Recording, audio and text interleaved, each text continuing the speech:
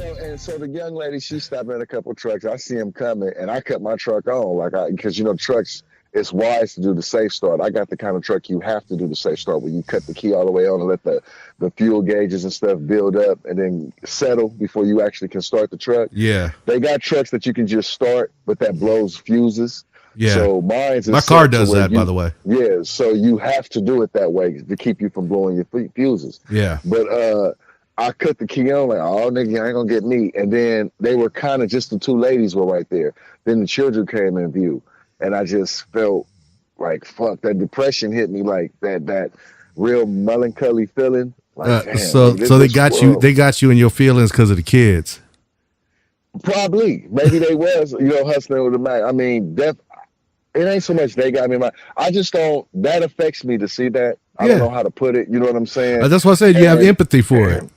And you saw the kids. Just being kids. The kids had a couple of little, like a lollipoppers. Just, I don't know, some snack. One of the kids had a bag of chips. Just little snacks. You could tell they threw some change together, got the kid. And the kids is talking to each other, playing with each other. Like being kids, they're oblivious to the immediate circumstances they're in.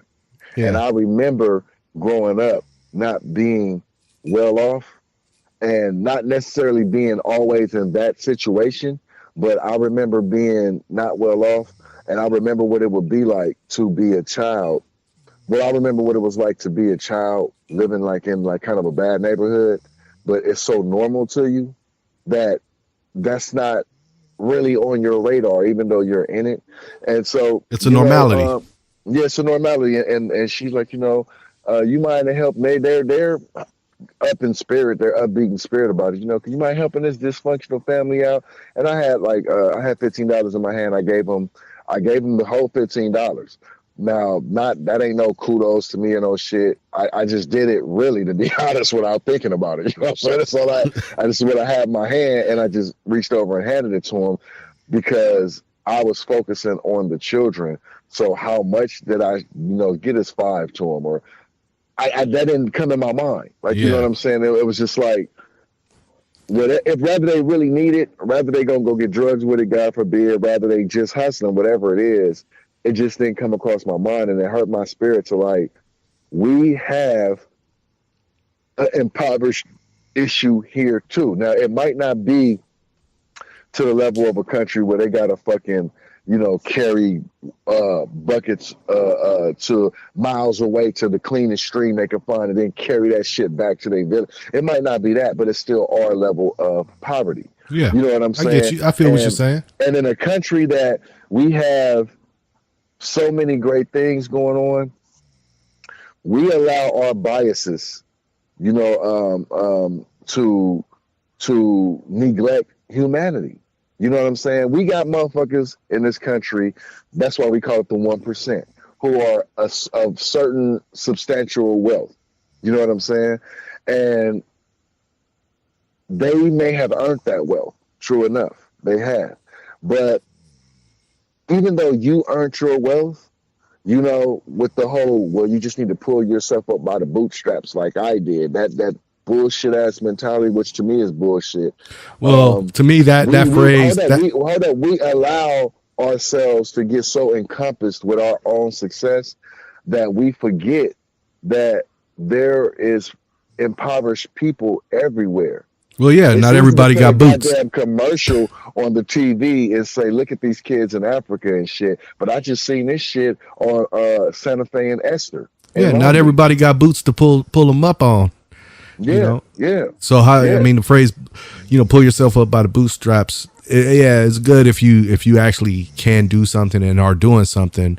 You pulled yourself up. Great, that's good for you. But not all people have the luxury of having boots to pull up on. That's how I look at it.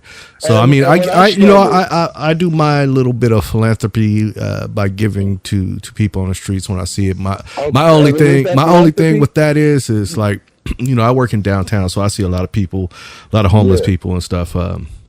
My thing is, for instance, I'll give you an example.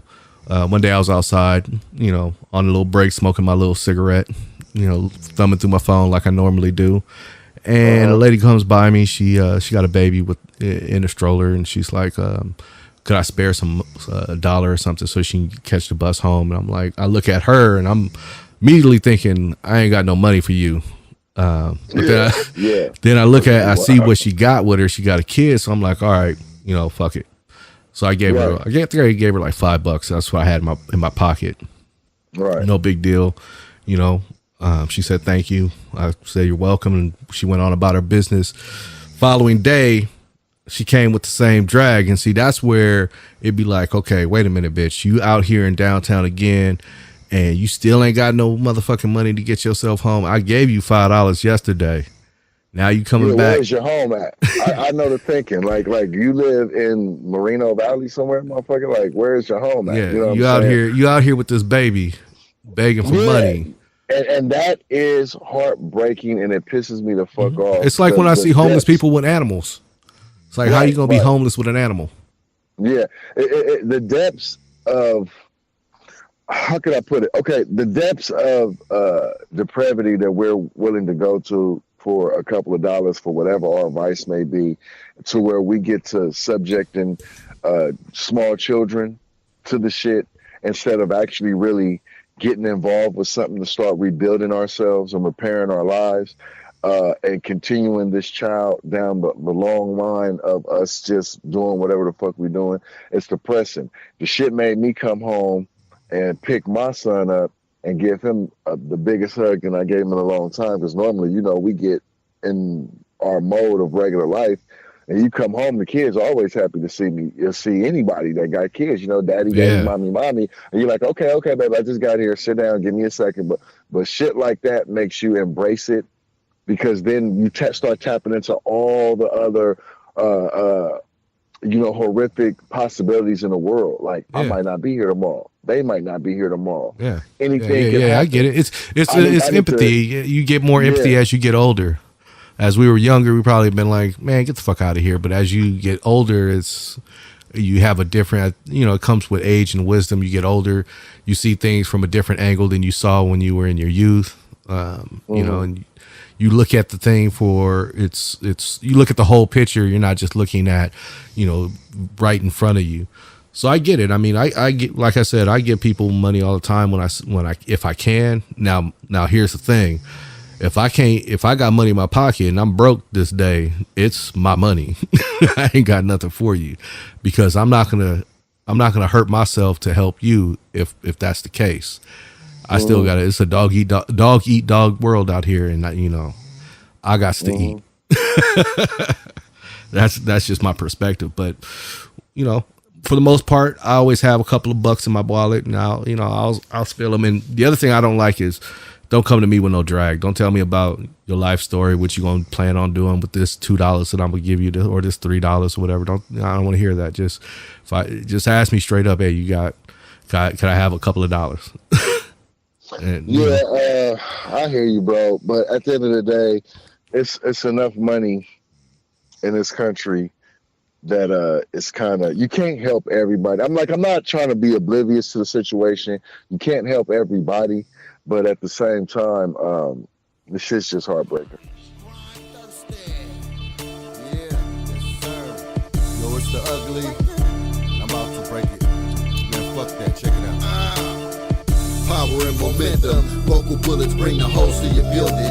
Same time, feed the souls of your children. Closed minds get exposed to the vision. Same time, double-edged sword to the throat of the serpent and kingdom. Kinda hard not to walk in the blues. Hard to walk the avenues where they ain't got no shoes. So we change.